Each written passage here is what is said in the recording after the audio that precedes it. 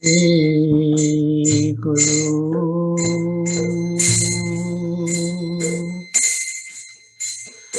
Shri Yuta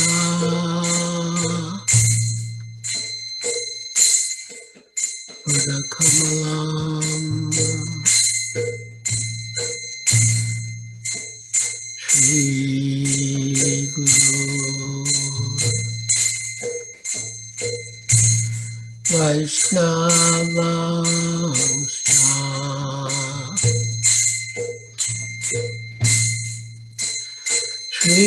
Shri Rupa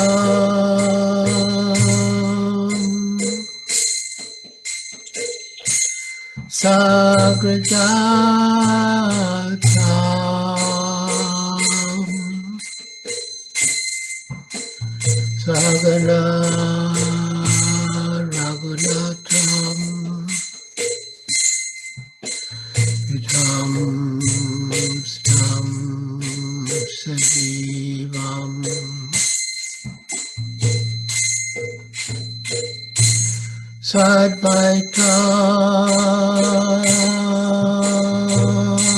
Sadvaitam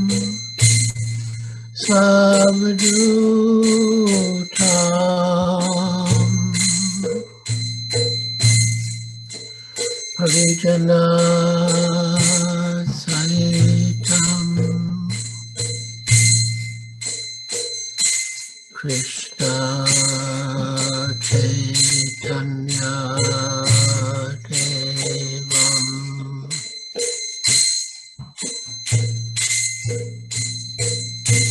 Shri Radha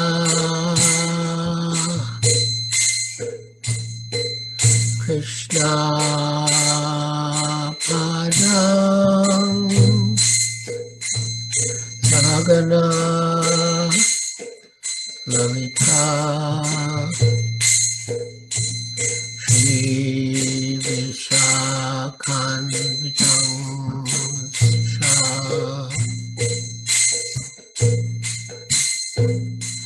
Namah Vishnupadaya Krishna Prestaya Bhutale Srimate Bhakti Vedanta Swami Iti Namine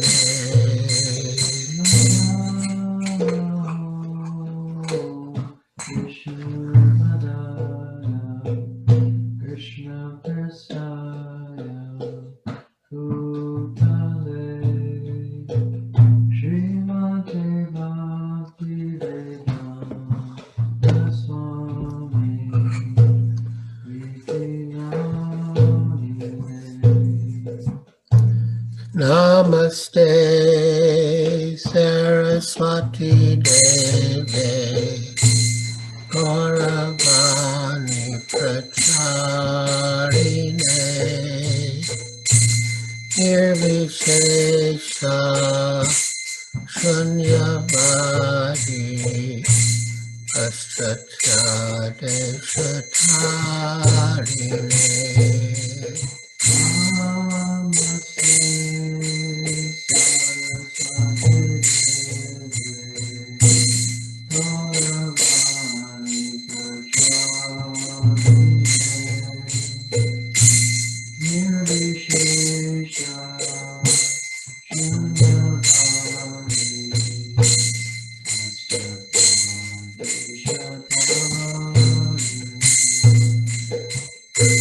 Sri Krishna Caitanya Prabhu Nityananda Shri Advaita Gadadhar Shivasadi Gaur Bhakta-vrinda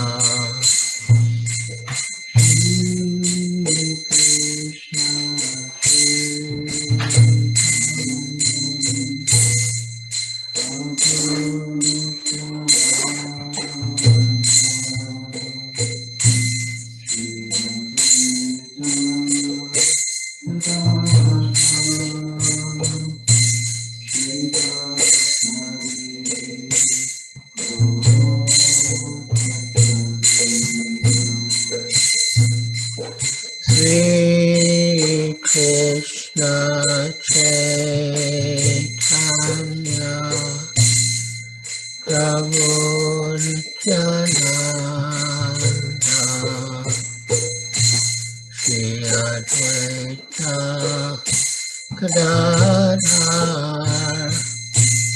Shivasadi Gaur Bhakta Vrinda.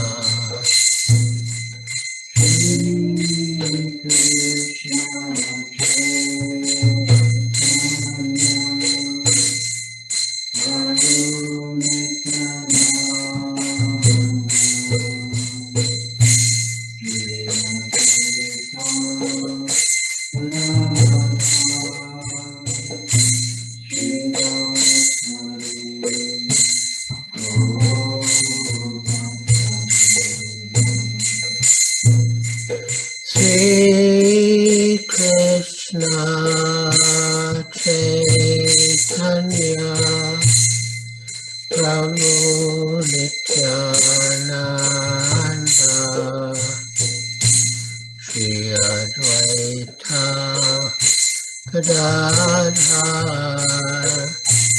Shivasadi Gaur Bhakta Vrinda.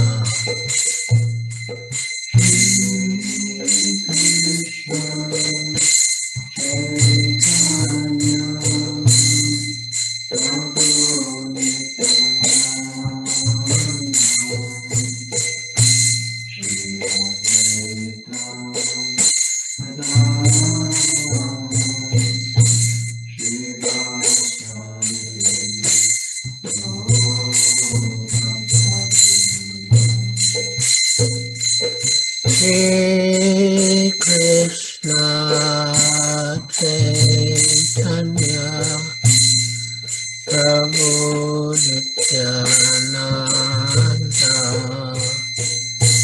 Shri Advaita Gadadhar Shivasadi Gaur Bhakta Vrinda.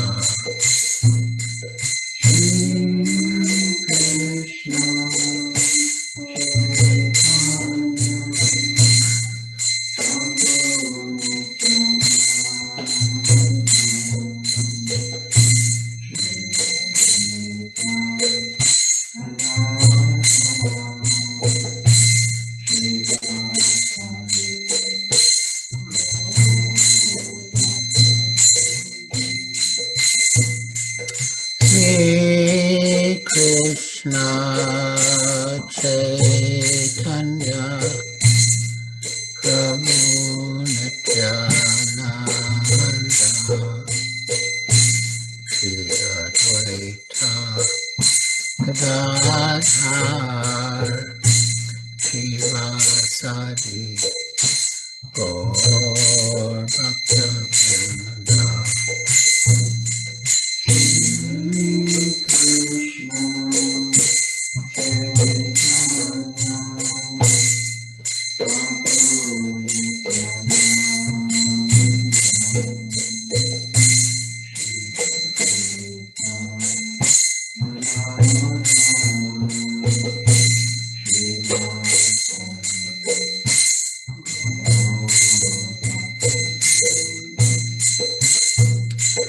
Sri Krishna Caitanya Prabhu Nityananda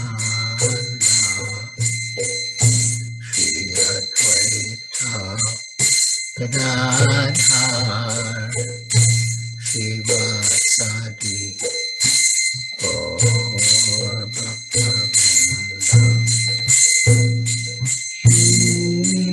Krishna Chaitanya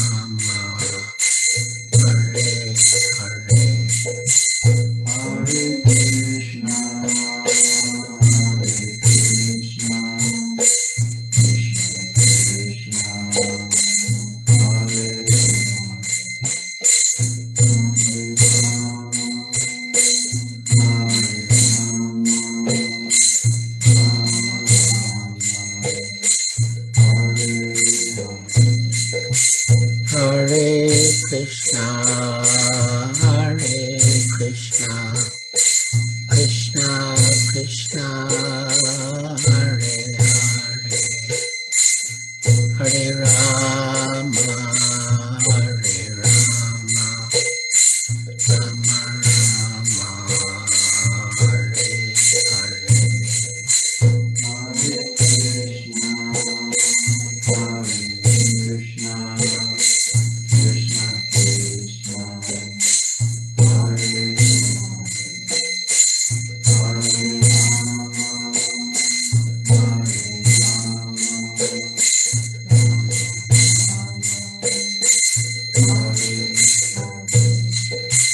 Hare Krishna, Hare Krishna, Krishna Krishna, Hare Hare,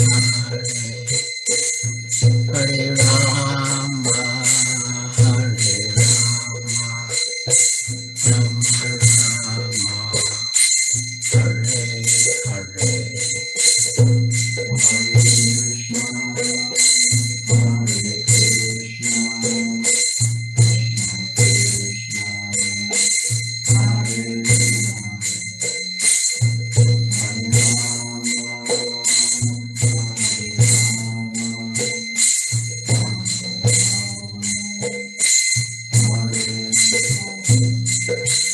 Hare Krishna, Hare Krishna, Krishna Krishna, Hare Hare, Hare Rama, Hare Rama, Rama Rama, Hare Hare.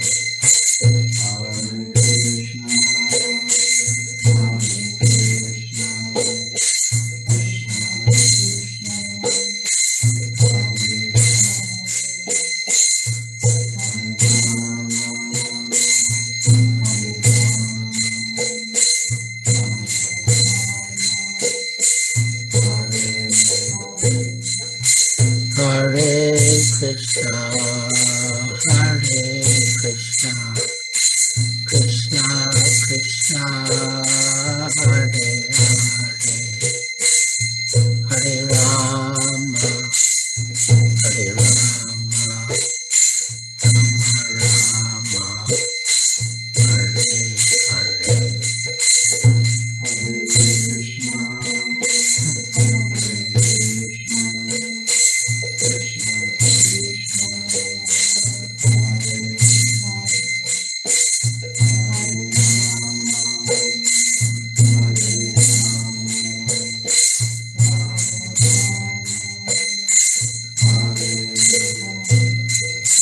Hare Krishna, Hare Krishna, Krishna Krishna, Hare Hare, Hare Rama, Hare Rama, Rama Rama, Hare Hare.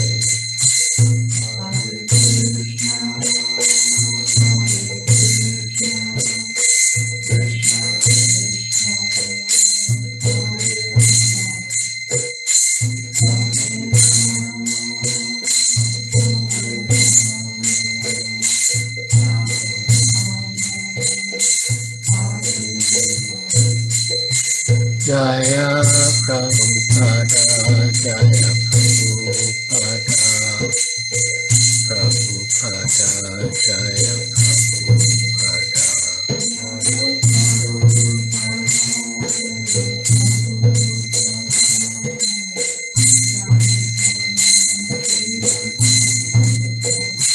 Jaya Prabhupada, Jaya Prabhupada, Prabhupada, Srila Prabhupada.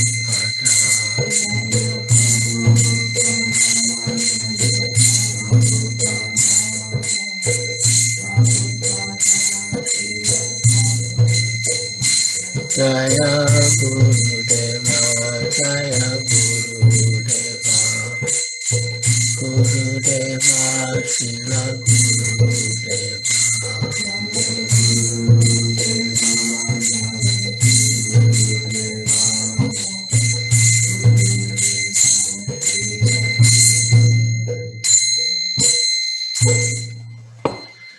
Jayam Vishnupad Paramahansa Pradiprakacharya Stotra Sutta Sri Srimad Bhakti Vedanta Swami Prabhupada Ki Jai.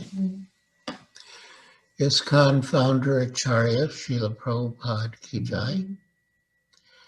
Jayam Vishnupad Paramahansa Pradiprakacharya Stotra Sutta Sri Srimad Bhakti Siddhanta Saraswati Goswami Prabhupada Ki Jai. Anantakoti Vaishnava Vrinda Ki Jai. Namacharya Srila Haridas Thakur Ki Jai. Prem Se Kaho Sri Krishna Chaitanya Prabhu Nityananda Shri Advaita Gadadhar Shivas Adi Gaur Bhakta Vrinda Ki Jai. Shri Shri Radha Krishna Gopa Gopinath Shama Kunda Radha Kunda Giri Govardhan Ki Jai. Vrindavan Dham Ki Jai. Navadvip Dham Ki Jai. Jamuna Mai Ki Jai. Ganga Mai Ki Jai. Tulsi Devi Ki Jai. Bhakti Devi Ki Jai. Samveta Bhakta Vrinda Ki Jai.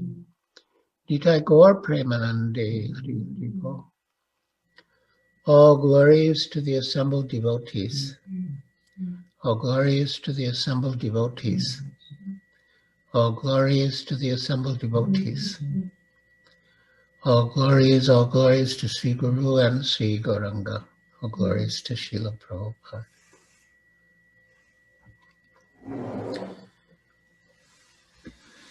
So, Hare Krishna. I would like to request all the participants on Zoom to turn on your cameras so we can see your moon-like faces.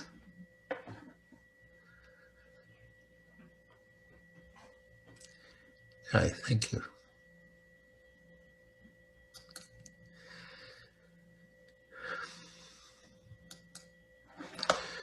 So, we are speaking on the teachings of Lord Caitanya,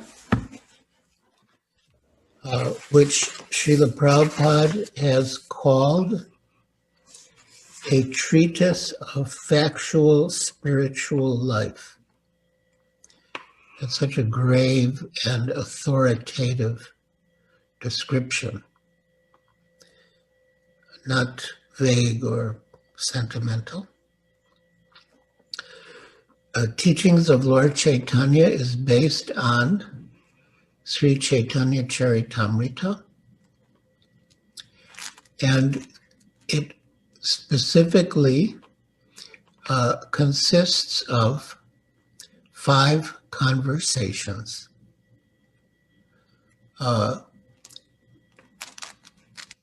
First, between Lord Chaitanya and Rupa Goswami, then between Lord Chaitanya and Sanatan Goswami,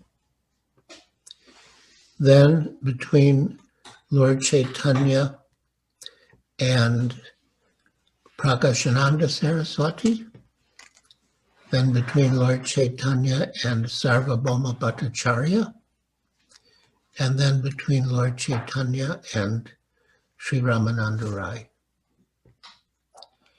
And the section that we will be discussing today is from Lord Chaitanya's discussion with Srila Sanatan Goswami.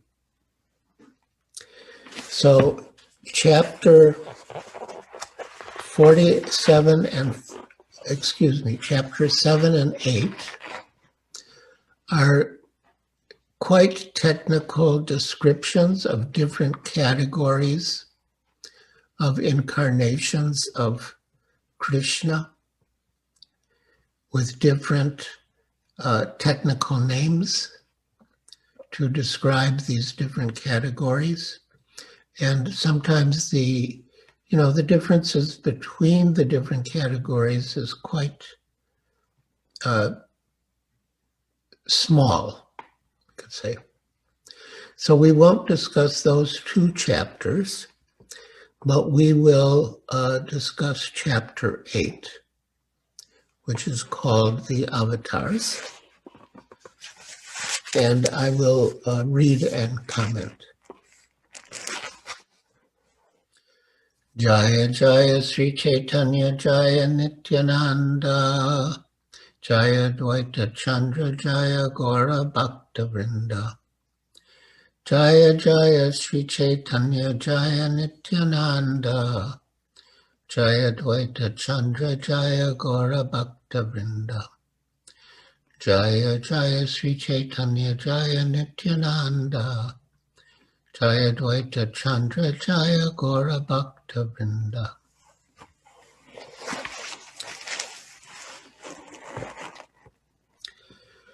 Lord Chaitanya continued to explain to Sanatan Goswami that the expansions of Lord Krishna who come into the material creation are called avatars or incarnations. The word avatar means one who descends, and in this case, the word specifically refers to one who descends from the spiritual sky.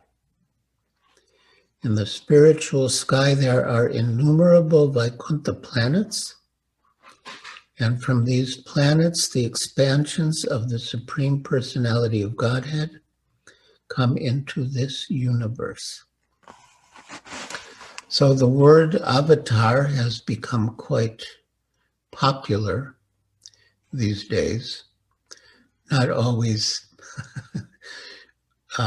with the meaning that it had originally, but the actual meaning is one who descends. And there's a special category called Shakti-Avesh avatar. And Shakti means power, and Avesh means to be imbued with. So a Shakti-Avesh avatar is an empowered incarnation. And Srila Prabhupada's spiritual master, Srila Bhaktisiddhanta Saraswati Thakur, gave his opinion that Jesus Christ was a Shakti-Avesh avatar. So just as in the material sky, there are so many planets, so beyond all the material universes is the spiritual sky, which has many spiritual planets, innumerable spiritual planets, the topmost of which is Goloka Vrindavan, the supreme abode of Lord Krishna. The first descent of the Supreme Personality of Godhead from the expansion of Shankarshan is the Purusha incarnation Mahavishnu. It is confirmed in Srimad Bhagavatam 131 that when the Supreme Personality of Godhead descends as the first Purusha incarnation of the material creation, he immediately manifests 16 elementary energies. Known as the Mahavishnu, he lies within the causal ocean, and it is he who is the original incarnation of the material world. He is the Lord of time, nature, cause and effect, mind, ego, the 5 elements, the 3 modes of nature, the senses, and the universal form. Although he is the master of all objects, movable and immovable in the material world, he is totally independent. So every religion will say that God is the creator, that God is great and he is the creator. But as Srila Prabhupada says, they don't know how great God is, nor do they know how he creates. So here in the teachings of Lord Chaitanya, with reference to Srimad Bhagavatam, we get a sense of how great God is and how he creates scientifically. What is the process by which he creates?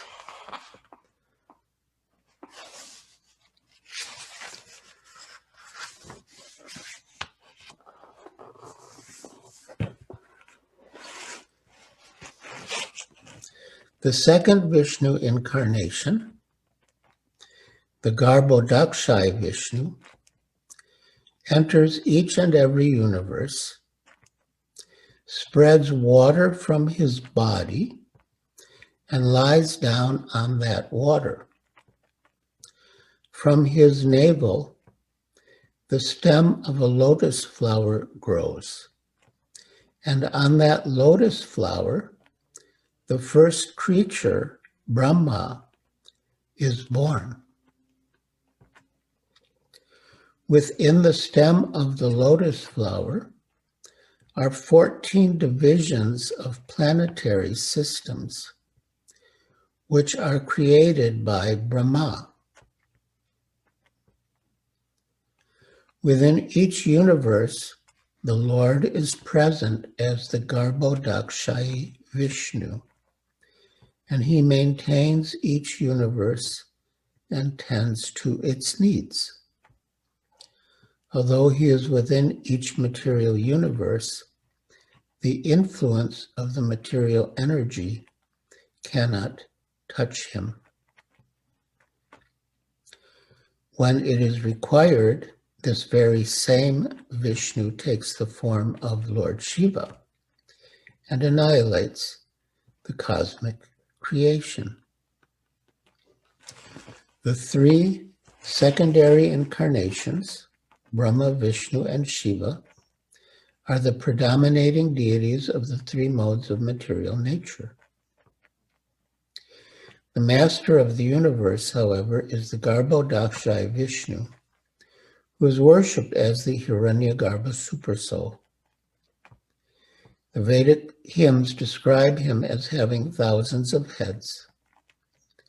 Although he is within the material nature, he is not touched by it.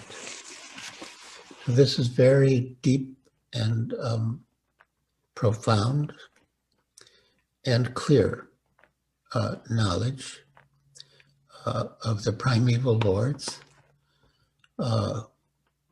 who in different ways are the super souls of the universe and of the living entities. The third incarnation of Vishnu, Kshirodakshaya Vishnu, is also an incarnation of the mode of goodness. He is also the super soul of all living entities, and he resides on the ocean of milk within the universe. Thus Caitanya Mahaprabhu described the Purusha Avatāras. So again, there are three Purusha Avatāras.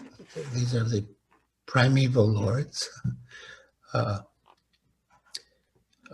Mahavishnu or Karnadakshaya Vishnu, Garbhodakshaya Vishnu, and Kshirodakshaya Vishnu.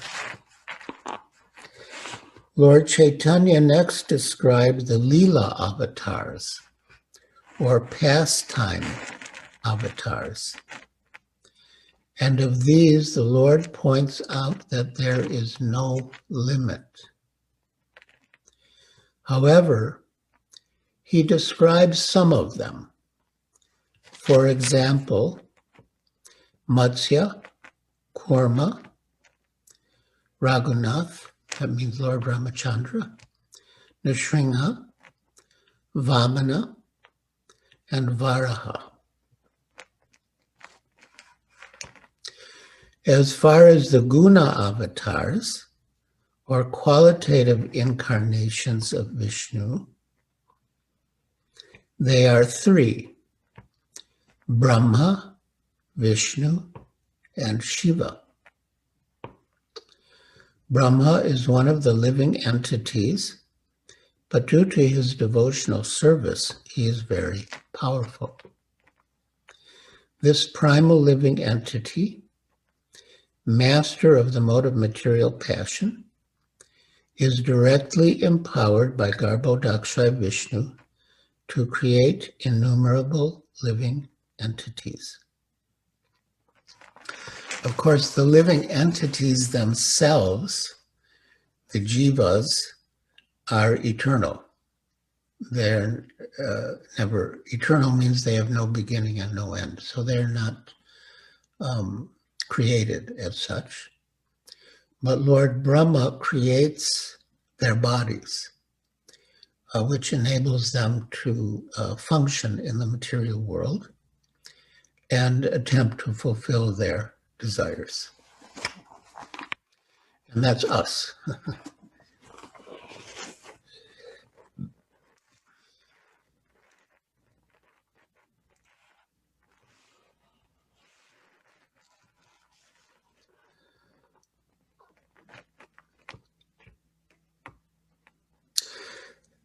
So Lord Brahma,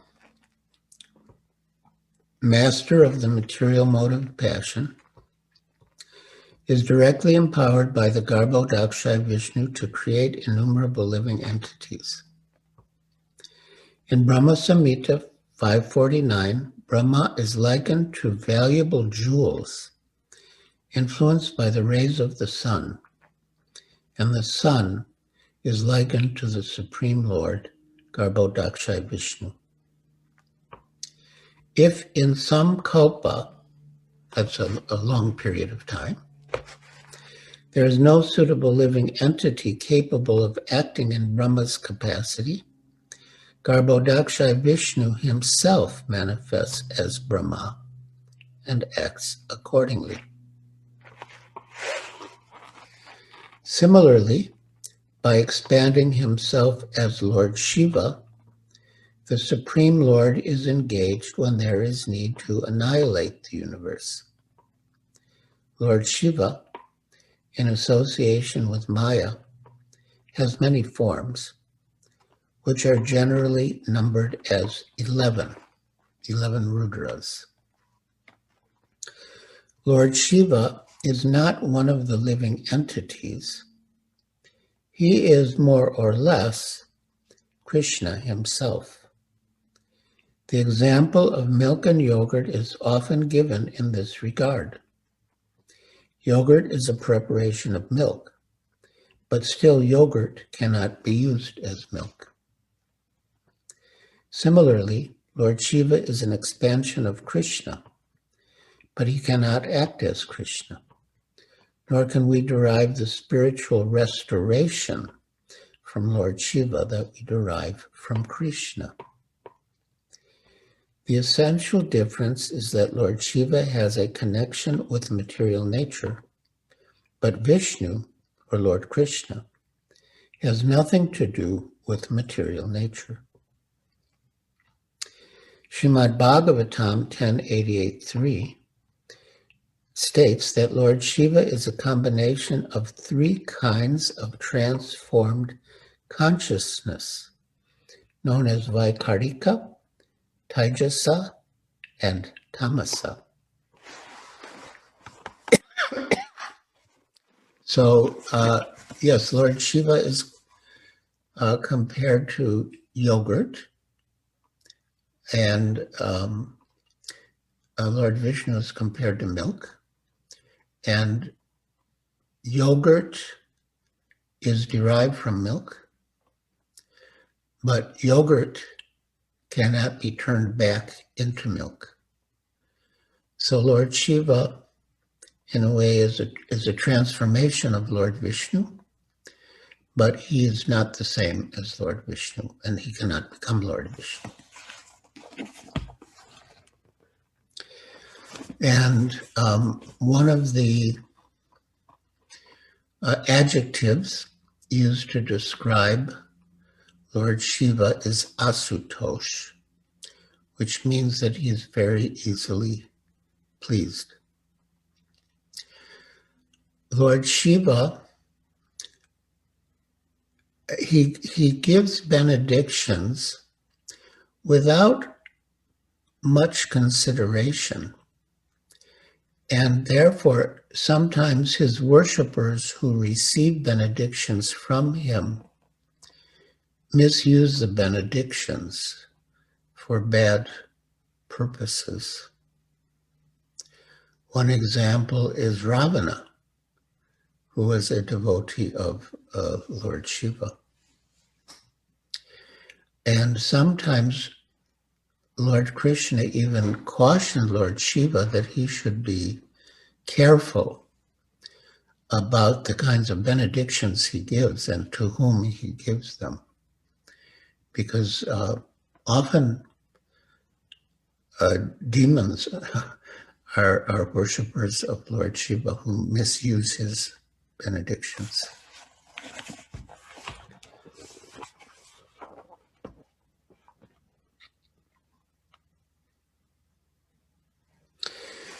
The Vishnu incarnation, although master of the modes of goodness within each universe, is in no way in touch with the influence of material nature. Although Vishnu is equal to Krishna, Krishna is the original source. Vishnu is a part, but Krishna is the whole. This is the version given by Vedic literatures. In Brahma Samhita, the example is given of an original candle, which lights a second candle. Although both candles are of equal power, one is accepted as the original, and the other is said to be kindled from the original. The Vishnu expansion is like the second candle. He is as powerful as Krishna, but the original Vishnu is Krishna. Brahma and Lord Shiva are obedient servants of the Supreme Lord, and the Supreme Lord as Vishnu is an expansion of Krishna. In the Bhagavad Gita, Lord Krishna says, Aham Adi Hirdevanam, that I am the origin of the Devas. And Srila Prabhupada explained that the Devas generally are taken to mean Brahma, Vishnu, and Shiva. So by Lord Krishna saying Aham Adi Devanam, he's saying he's the origin of Brahma, Shiva, and even Lord Vishnu.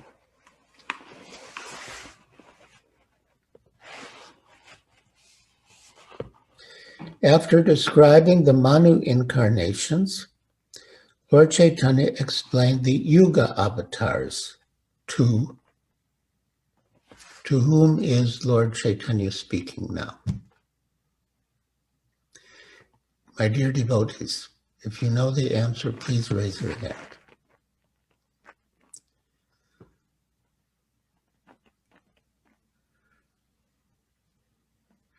Rinda Priya Devidasi. Is Lord Chaitanya speaking to Sanatan Goswami now? Yes, yes. Exactly.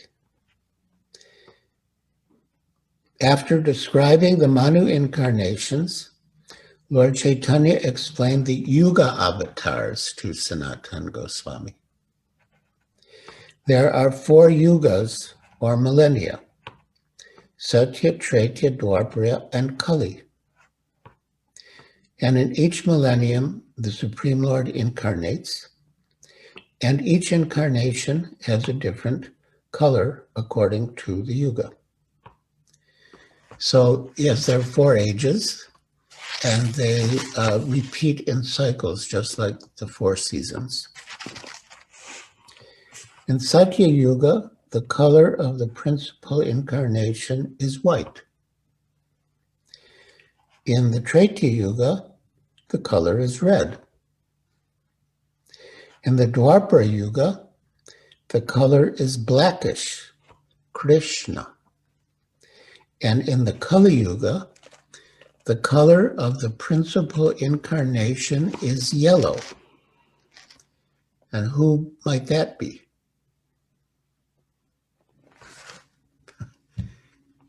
Adi Giriraj Das. Hare Krishna Maharaj. Shri Krishna Chaitanya Mahaprabhu? Yes, correct.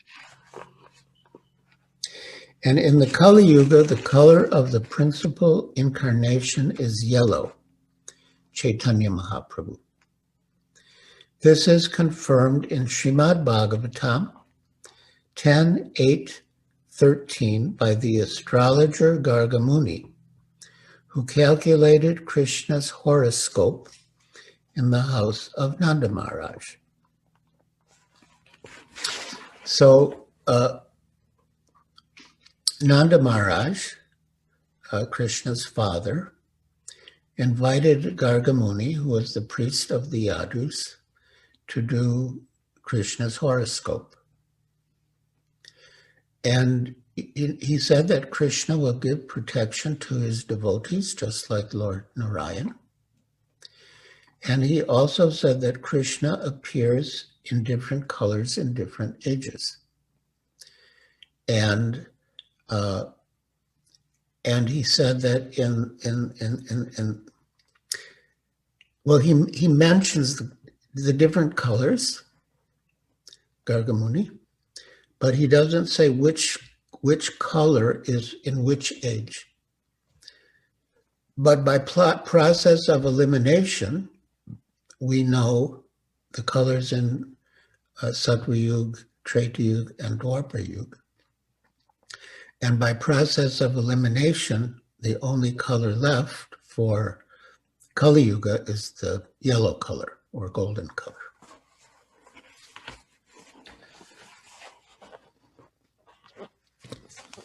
In the Satya Yuga, the process of self-realization was meditation.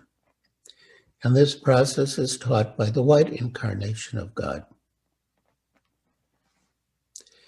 This incarnation gave a benediction to the sage Kardama by which he could have an incarnation of the personality of Godhead as his son. And who was that?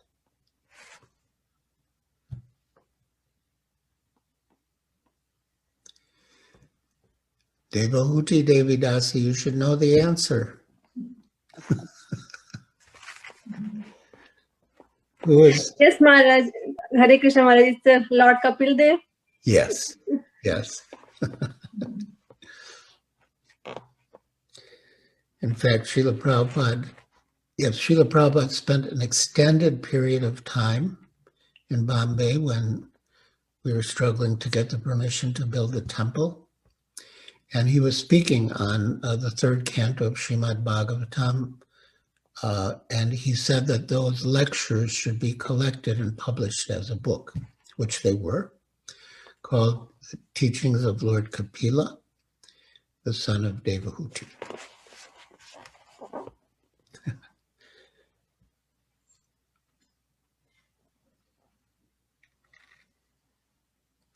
In the Satya Yuga, everyone meditated on Krishna, and each and every living entity was full in knowledge. In this present age, Kali Yuga, people who are not in full knowledge are still attempting this meditative process, which was recommended for a previous age. In other words, in a very subtle and tactful way, Srila Prabhupada is saying that the people who try to meditate in Kali Yuga are misled. They're misled. It's you cannot meditate in Kali Yuga as one could in Satya Yuga. In the present age, Kali Yuga, people who are not in full knowledge are still attempting this meditative process, which was recommended for a previous age. The process for self-realization recommended in the Treta millennium was the performance of sacrifice. And this was taught by the red incarnation of God. In the Dwapara millennium, Krishna was personally present, And he was worshipped by everyone by the mantra, Namaste Vasudevaya, Namah Shankarshanaya, Pradumyaya Anirudaya, Tubhyam Bhagavate Namaha. Let me offer my obeisances unto the Supreme Personality of Godhead, Vasudev, Shankarshan, Pradumya, and Aniruddha. This was the process of self-realization for the Dwapara age. In the next millennium, the present age of Kali Yuga, the Lord incarnates to preach the chanting of the holy name of Krishna.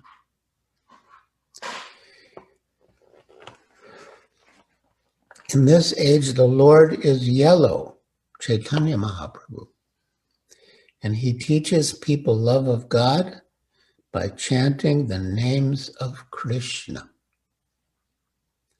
This teaching is carried out personally by Krishna, and he exhibits love of Godhead by chanting, singing, and dancing with thousands of people following him. This particular incarnation of the Supreme Personality of Godhead is foretold in Srimad Bhagavatam 11.5.32. Krishna Varnam Tvisa Krishnam Sango Pangastra Parshadam Yagai Sankirtana Prayar Yajanti Hi Sumeda Saha.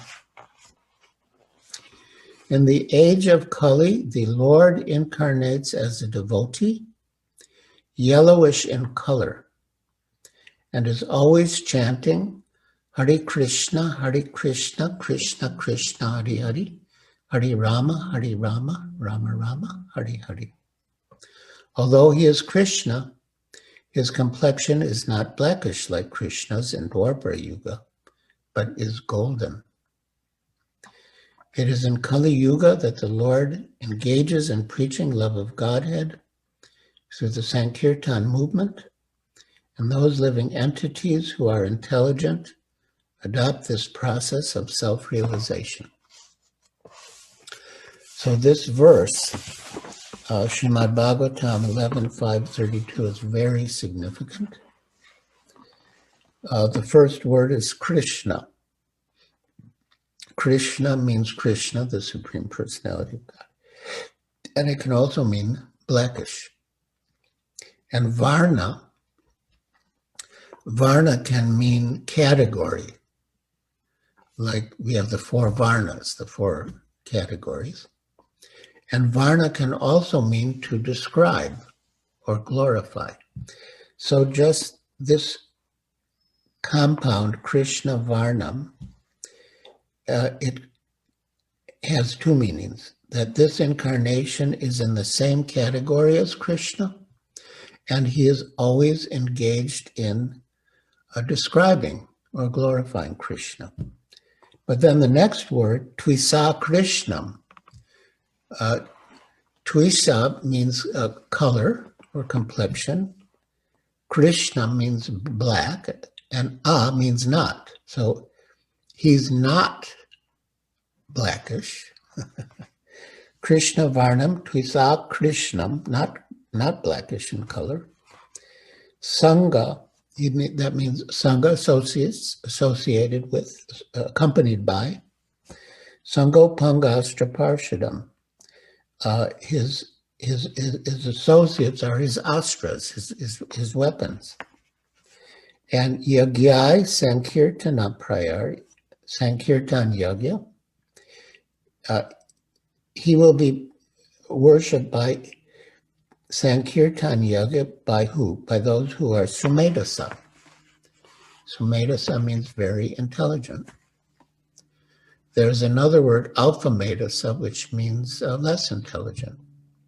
And the Bhagavad Gita describes those who worship the demigods as Alphamedasa.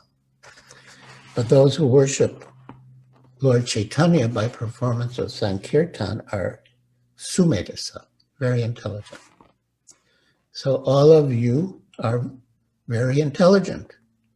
Don't let anyone tell you anything different. If anyone tries to say anything otherwise, you hold up the book and say, look, I'm Sumedasa. I'm very intelligent because I'm worshiping Lord Chaitanya with Sankirtan.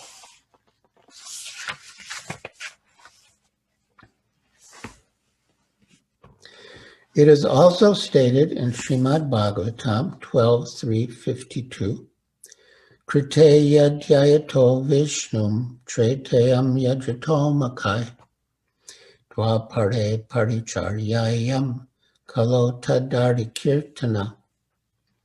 The self-realization that was achieved in the Satya millennium by meditation, in the Treta Yuga by the performance of different sacrifices, and in the Dwapara millennium by worship of Lord Krishna, can be achieved in the age of Kali simply by chanting the holy names Hare Krishna. That's Srimad Bhagavatam.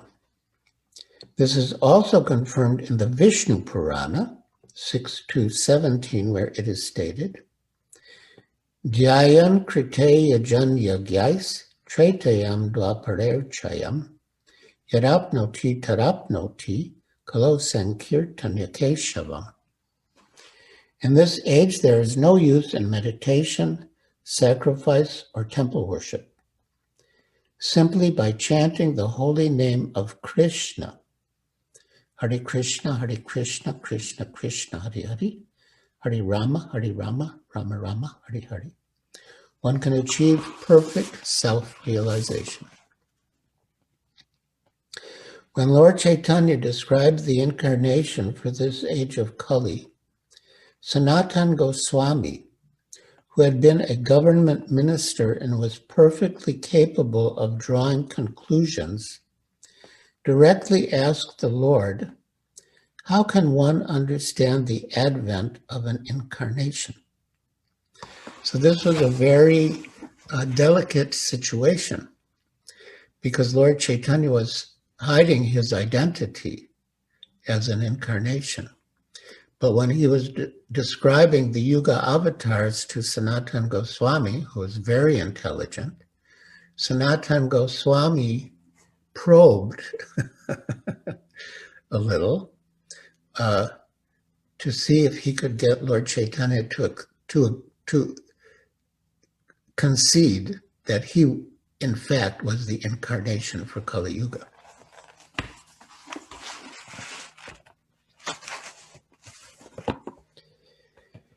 Sanatan Goswami, who had been a government minister and was perfectly capable of drawing conclusions, directly asked the Lord, how can one understand the advent of an incarnation? By the description of the incarnation for the Kali millennium, Sanatan Goswami could understand that Lord Chaitanya was indeed that incarnation of Krishna. And he could also understand that in the future, there would be many people who would try to imitate Lord Chaitanya because the Lord played as an ordinary Brahmin, despite the fact that his devotees accepted him as an incarnation. And actually, it's true, there are some false incarnations of Lord Chaitanya, current, or I don't know if they're still alive, but at least in very recent times, there were false incarnations of Lord Chaitanya. Since Sanatan Goswami knew that there would be many pretenders, he asked the Lord, how can one understand the symptoms of an incarnation? As one can understand the incarnation of the different incarnations for different millenniums by referring to the Vedic literatures, the Lord replied, one can similarly understand who is actually the incarnation of Godhead in this age of Kali. In this way, the Lord especially stressed reference to authoritative scriptures. In other words, one should not whimsically accept a person as an incarnation, but should try to understand the characteristics of an incarnation by referring to scriptures. An incarnation of the Supreme Lord never declares himself to be an incarnation, but his followers must ascertain who is an incarnation and who is a pretender by referring to authoritative scriptures. Any intelligent person can understand the characteristics of an avatar by understanding two features: the principal feature called personality and the marginal features. In Sanskrit, there's like tatasta characteristics, which means marginal. It means that they're manifest sometimes and not manifest at other times. And the other characteristic is swarup, which means it's of the nature of the incarnation and is always existing.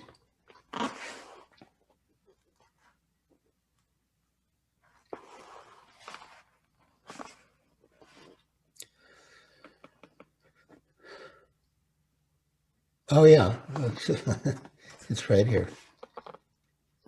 In the scriptures, there are descriptions of the characteristics of the bodies and the activities of an incarnation. And the description of the body is the principal feature. That doesn't change. Like Lord Chaitanya is always golden complexion.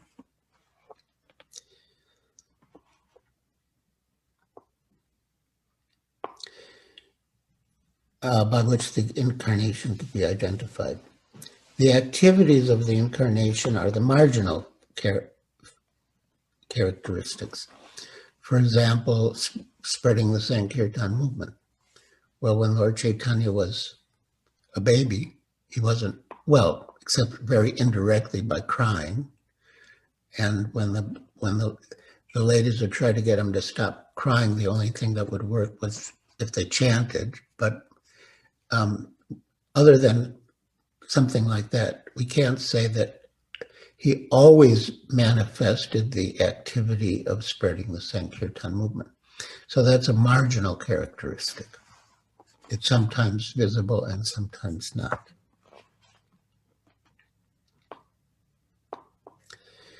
This is confirmed in the beginning of Srimad Bhagavatam 1.1.1, where the features of an avatar are nicely described. In that verse, the two terms param and satyam are used, and Lord Chaitanya indicates that these words reveal Krishna's principal feature. The other marginal features indicate that he taught the Vedic knowledge to Brahma and incarnated as the Purusha avatar to create the cosmic manifestation. These are occasional features, manifest for some specific purpose. One should be able to understand and distinguish the principal and marginal features of an avatar. No one can declare himself an incarnation without referring to these two features. An intelligent man will not accept anyone as an avatar without studying the principal and marginal features. When Sanatan Goswami tried to confirm Lord Chaitanya's personal characteristics as being those of the incarnation of this age, Lord Chaitanya himself indirectly made the confirmation by simply saying, "Let us leave aside all these discussions and continue with the description of the Shaktivesh avatars." So when Srila Sanatan Goswami presented the idea that Lord Chaitanya was the Yuga avatar for Kali Yuga, Lord Chaitanya indirectly agreed by changing the subject. If he wasn't, he would have flatly said, "No, I'm not." But he didn't. He said, "All right, enough of this discussion. Now let's discuss the Shaktivesh avatars."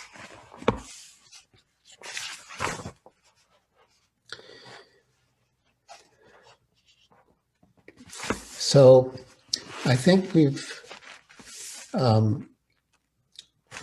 used our allotted time, but I'll just say on the there are different categories of Shaktivesh avatars. As I mentioned, Shaktivesh avatar means empowered incarnation.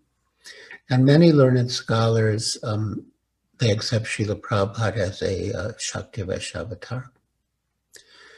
And Srila Prabhupada's learned godbrother, Srila Bhakti Rakshak Sridhardev Goswami Maharaj, he raised a further question: whose Shakti? By whose Shakti was Srila Prabhupada empowered? And he gave his opinion that he was empowered by the Shakti of Nityananda Prabhu, which makes sense. Jai. Srila Prabhupada ki jai. Teachings of Lord Chaitanya ki jai. So, if we have time, we can take questions and comments.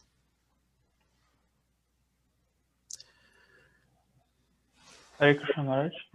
Thank you very much for the wonderful read-through of the chapter. It was a very nice experience, a different experience from what we're used to, we're reading through along with you.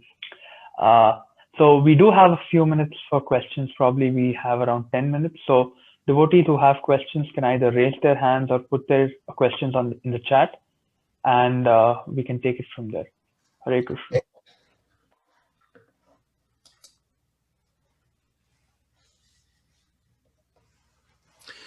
Again, please turn on your cameras if you can.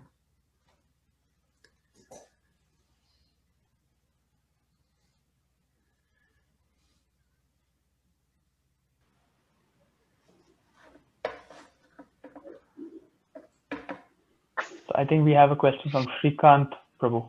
He's just unmuted. Go ahead, Prabhu.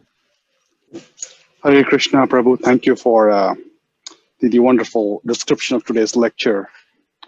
In today's conversation, you mentioned about chanting Hare Krishna mantra as the mean to gain an understanding of self-realization. So I was curious to get your perspective on what exactly is self-realization and your thoughts on that one. Yes. Well, Srila Prabhupada gives the example of when the sun rises, you can see yourself and you can also see everything else. So when you realize who you are, you simultaneously realize your relationship with everything else, which includes first and foremost your relationship with Krishna, that you are the eternal servant of Krishna. Jiver Swarupai Krishna Nityadas. So real self-realization means that, to realize you're the eternal servant of Krishna. And Srimad Bhagavatam defines mukti, or liberation. Mukti hitva anyata rupam swarupena vivastitaha. Mukti means when you give up all other false identities and become established in your swarup, which is eternal servant of Krishna. Jiver Swarupai Krishna Nityadas. And but we are servants of the servants of the servants of the servants of Krishna. Lord Chaitanya also said that. I'm not a Brahmin, I'm not a Kshatriya, I'm not a Vaishya, I'm not a Sudra, I'm not a Brahmachari, I'm not a Grihastha, I'm not a Vanaprastha, I'm not a sannyasi. Then what are you? Gopi Bhartu Pada Kamalayor Dasa Dasa Anudasa. So real self-realization is to realize that you're the eternal servant of the servant of the servant of Krishna.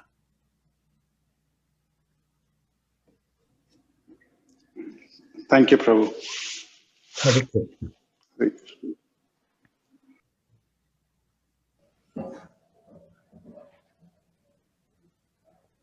I think we have a question from Dilip Prabhu. Prabhu, please go ahead. Hare Krishna Maharaj, Dhanavad Pranam, all Srila Prabhupada. Hare Krishna. Thank you Maharaj for very wonderful class.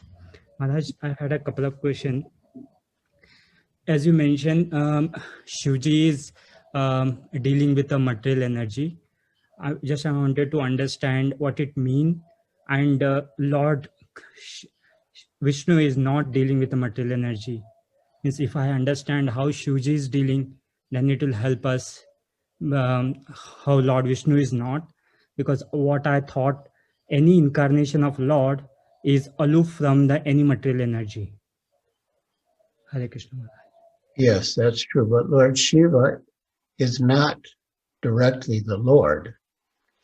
And he does have some relationship with the material energy. And you can understand that because his consort is Parvati or Durga, and she's the material energy. So that is the difference between Lord Shiva and Lord Vishnu, who has no contact with the material energy. But I can't see fully, but it seems that your T-shirt has the same Sri Radha. Oh, no, it doesn't. It says Hare Krishna. Well, that's good. That's good. Sometimes those circles have Sri Radha in the middle. Okay, nice. Thank you.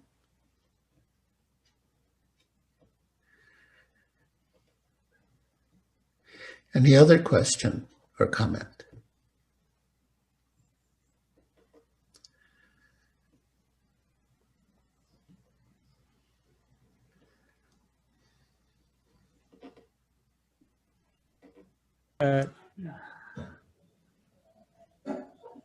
Another one? Yeah, I think Dilip Prabhu has another question. Okay. Hare Krishna Maharaj. Maharaj, it will always help us for chanting. Just I wanted to ask, how can I improve my chanting, which is what improve means sincerely and meditating on Lord's name. Yeah. That's a very important question. How can you improve your chanting? The main idea is to hear, of course, first properly articulate and then attentively hear the holy names. And to help you in that effort, it's good to rise early and chant during Brahma Muhurta before sunrise. Of course, you can chant at any time, but in general, spiritual practices are more effective during the early hours of Brahma Muhurta. And as Srila Prabhupada established the morning program in his temples, we begin with Mangal Arati at 4:30, and then after Mangal Arati we chant japa, and at least some of that japa time is before sunrise.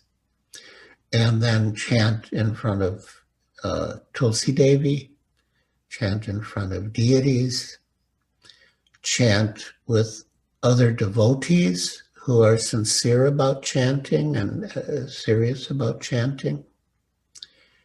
And don't do anything else. My godbrother Mahatma Prabhu used to joke that devotees become very expert at using their left hand, because while they have their right hand in the bead bag, they can do so many other things with their left hand. So not like that. We want to be fully engaged in chanting japa and not try to multitask when we're doing japa. Yeah. And pray. Always pray. Pray for help. Hare Krishna. So I think we have one question from Manjari Pal Mataji. You can unmute yourself, Mataji. Hare Krishna. Hare Krishna, Guru Maharaj. Hare Krishna. Am I audible? Guru Maharaj, Yep. I'm Nitya Sakhi. Please accept my humble obeisances. All glories to you and all glories to Prabhupada. Guru Maharaj, I have a question that during Shivratri over here, many of them keep fast, thinking he's a highest Vaishnava. So is it right? Well, I mean, there's no harm in fasting, but generally we Vaishnavas, we don't observe Shivaratri. It's true, it is said in the Bhagavatam, Vaishnavanyam yata Shambhu, that Lord Shiva is the greatest Vaishnava. So we do respect him as the greatest Vaishnava. But generally we don't observe Shivaratri. Thank you, Guru Maharaj. Hare Krishna. Hare Krishna. We have one more question from Malati Mataji. You're on mute, Mataji.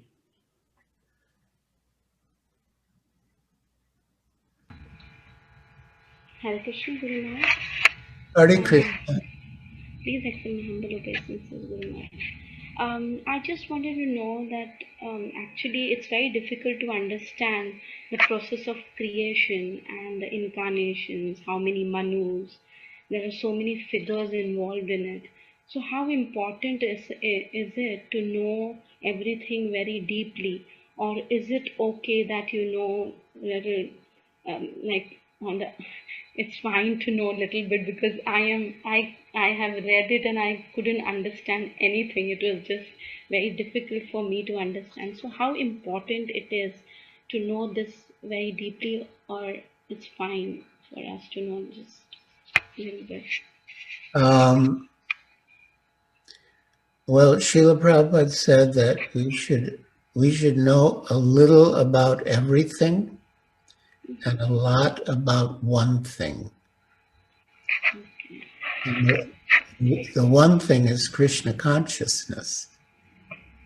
So Okay. if you know a lot about Krishna consciousness, maybe not all these details, something about these details, but if you know a lot about Krishna consciousness, the three categories, sambandha, sambandha gyan, knowing who you are and your relationship with Krishna, abhideya, acting in that relationship by devotional service, and prayojana, the ultimate goal or necessity, which is love for Krishna, then you're fine. Okay. Thank you so much. Anush, can we just take one more question? Sure. So we have Nivedita Mataji who has her hand up. Please unmute yourself, Mataji. Hare Krishna Maharaj, Dandavad Pranam, Jai Shri Prabhupada. Thank you Maharaj for the wonderful lecture. I have a question regarding chanting, Maharaj, that when we strictly follow our morning schedule, like chanting in Brahm Muhurat and then doing Aarti and following like Tulsi Puja, everything, and then sometimes we develop some kind of pride inside. So what is the way to chant still being in the humble mood and strictly follow the morning program?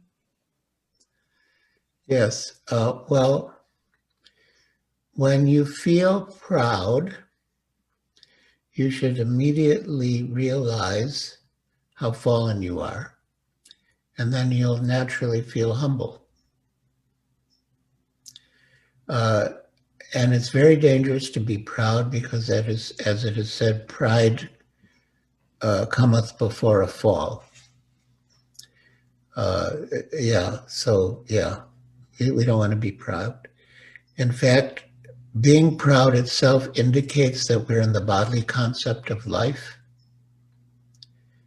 And if we're in the bodily concept of life, our position is quite low. So how can you maintain your pride when you're so fallen?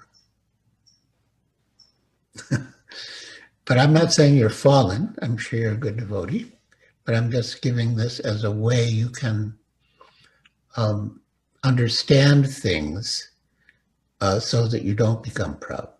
Mm-hmm. Yeah. So that you become humble. Yeah, Burijan Prabhu, he stresses in relation to japa, just hear one mantra. You can't do anything about the last one, and you can't do anything about the next one until you come to it. So just focus on one mantra at a time, and even one name at a time. Mm-hmm. And then he says, when you see how hard it is just to hear one mantra, every single word of just one mantra, that should make you humble. Mm. Yeah. Thank you so much, Maharaj. Yeah, thank you. Hare Krishna. Hare Krishna. This is just a small child from our yatra. I think could be nice to hear a child if you have the time. Yes, I have. Garima, you can unmute yourself and ask your question. Hare Krishna Maharaj, Dhanwad Pranam. All glories to Srila Prabhupada. I really loved your class. I chant 10 rounds every day, but how do I chant in a prayerful mood and a humble mood? Okay. Do you have well, first of all, what is your age? 8. 8. Nice. When Krishna was 8, he lifted Govardhan Hill, but that was Krishna. So, do you chant any fixed number of rounds every day? Any minimum, like 1 round or two rounds? I chant 10 rounds every day. Wow. That's nice. That's good. So, and under what circumstances do you chant your rounds? I mean, they might not all be at the same time or in the same place, but when and how do you chant most of your rounds? I chant in the morning mostly. Good. And so while you're chanting, you try to hear. And so you wanted to increase your humility and prayerfulness. That was your question? Yes. Well, we've been discussing humility, but yeah. So Srila Prabhupada says that the chanting itself is a prayer, because we're calling on the names of Hare, that means Radhe, and Krishna. So we're calling their names. And when you call someone's name and they ask, what do you want? So what will you say? So, yes? I would say that, like,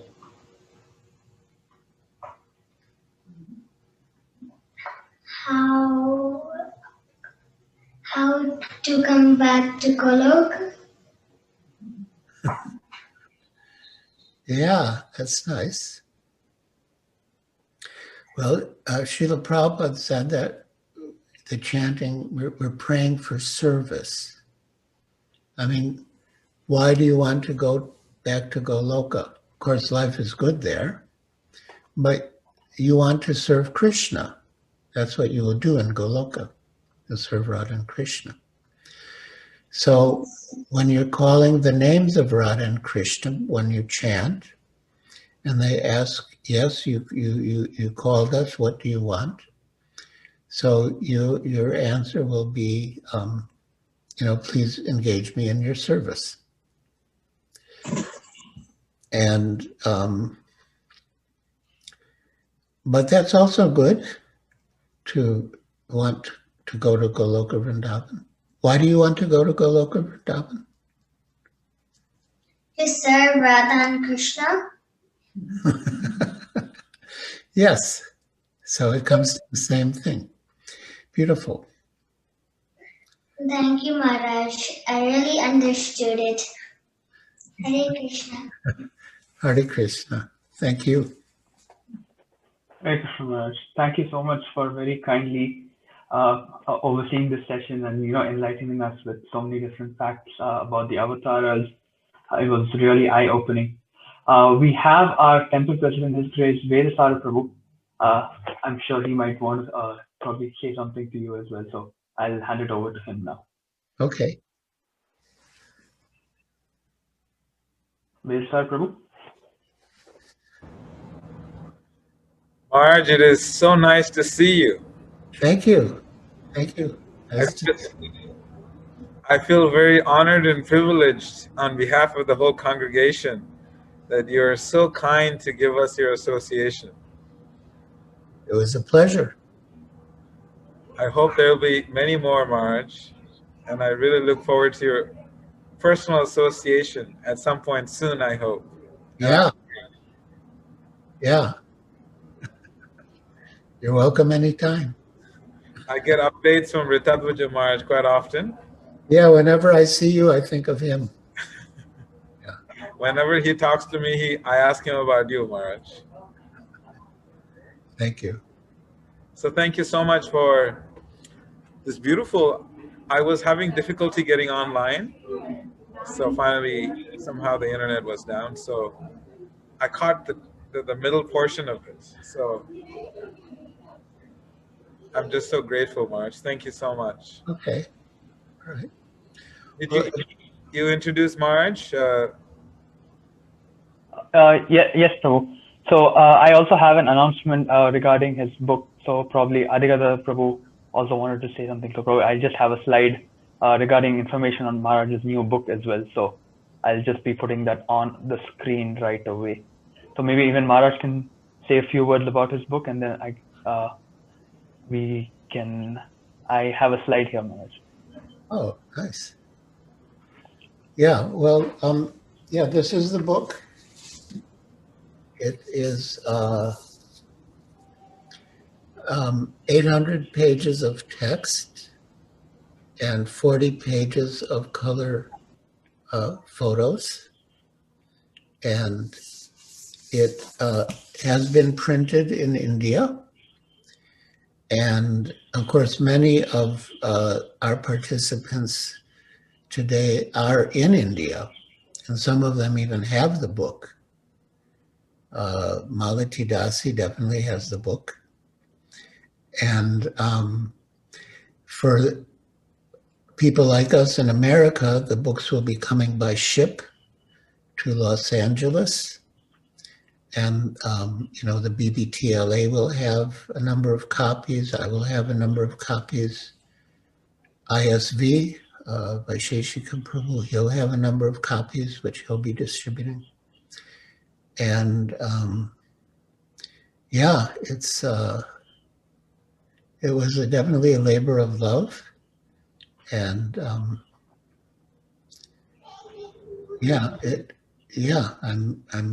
glad you brought it up, because I think whoever reads it will get a good sense of Srila Prabhupada and who he is and what he did. Hare Krishna. Hare Krishna. Adigada Prabhu, do you have anything to add?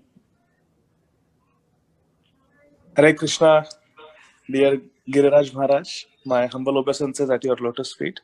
Right. All glories to Srila Prabhupada. Maharaj, we are so happy and grateful that you again gave us your association. You had given a lecture for ISKCON Atlanta during the Janmashtami series that we did. And now again, you are giving us your association, and we are so very grateful to you. It was a very, very enlightening session.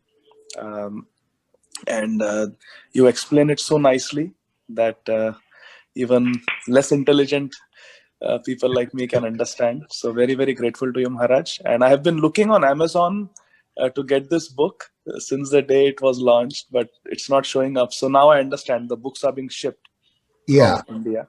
Yeah. So what would be the best way to order these books, Maharaj? Oh, well, at the juhustory.com, I think you can pre-order. Okay, but yes. Otherwise, yeah, when the books come, yeah, so you can get them. So just pre-order it, the juhustory.com website. Yeah, I think that's, you'll get on the list, and then depending on where you are, you'll be supplied the books when they come to that region. Okay, Maharaj, we'll do that. Yeah, thank you. Thank you so much, Maharaj, and we look forward to more of your association in the near future. Thank you. Thank you so much. I just want to add, can you all hear me? Yes, yes.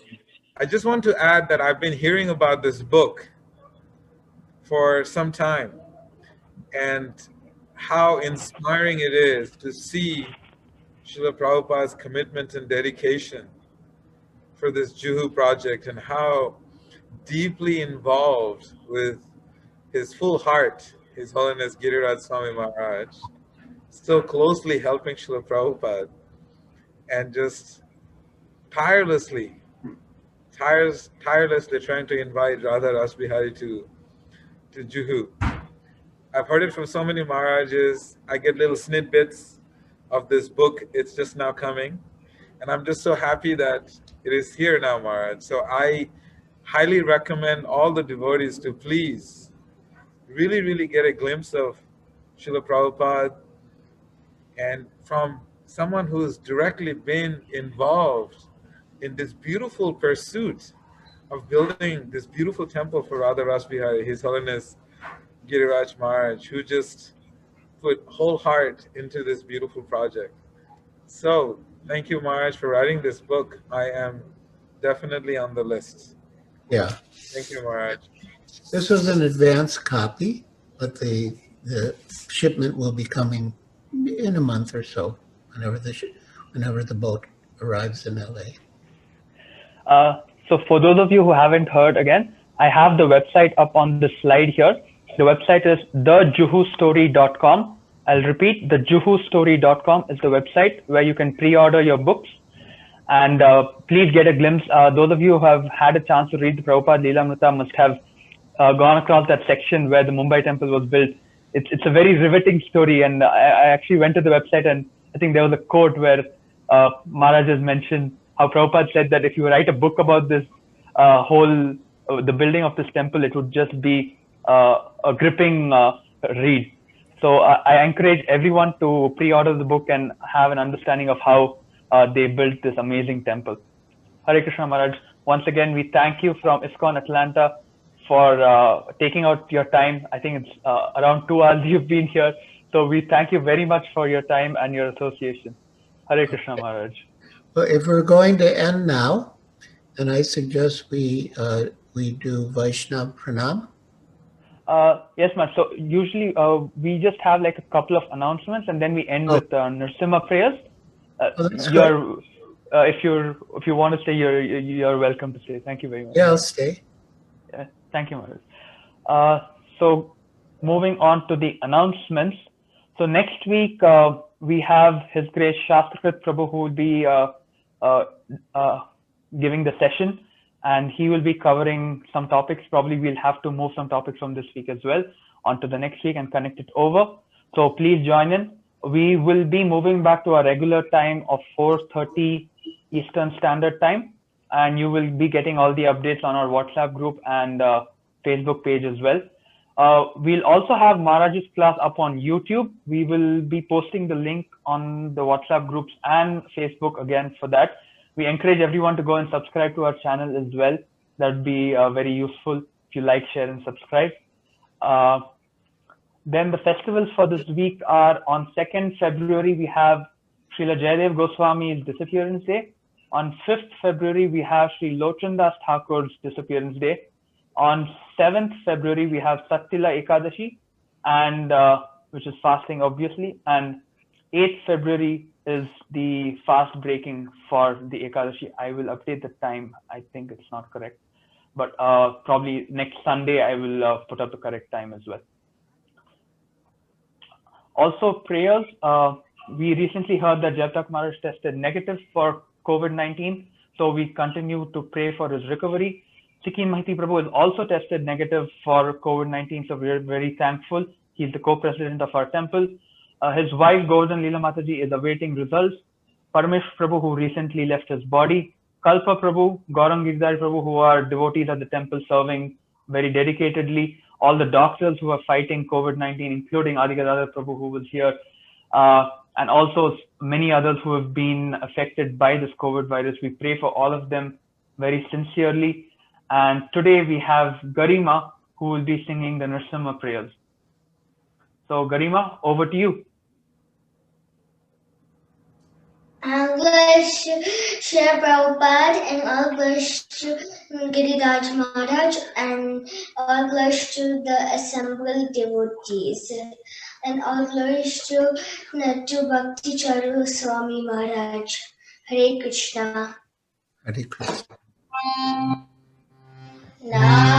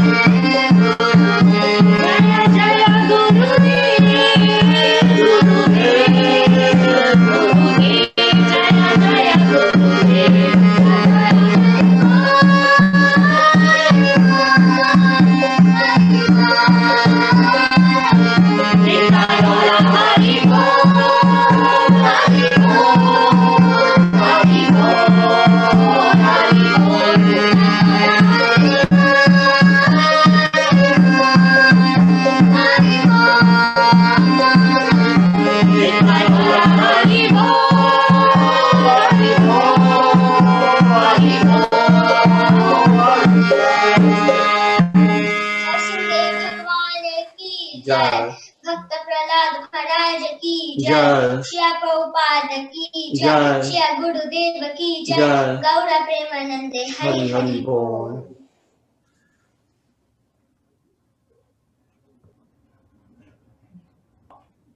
Maharaj, did you want to close out with Vancha Kalpatarubhyascha, if I was not wrong?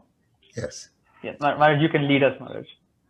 Let us offer our respectful obeisances unto all the Vaishnava devotees of the Lord, who are just like desire trees who can fulfill the desires of everyone, and are full of compassion for the fallen conditioned souls.